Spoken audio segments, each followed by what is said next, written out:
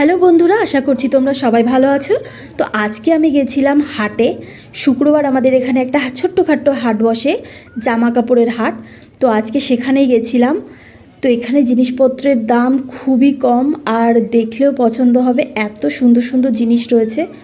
কম্বল থেকে শুরু করে শাড়ি, চাদর সমস্ত কিছু রয়েছে। এখান থেকে আমি কিছু কিছু কেনাকাটি করে নিয়ে যাব। তারপরে চলে এসেছিলাম কসমেটিকের দোকানে, এখান থেকেও আমি কিছু কিছু জিনিস কিনে নিয়েছি।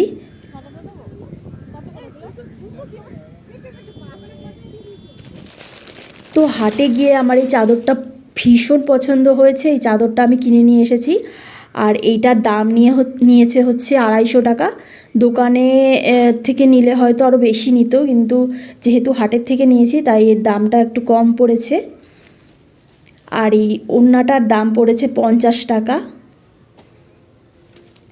আর নিয়েছি এই নাইটিটা, আর এই নাইটিটার দাম নিয়েছে 200 টাকা।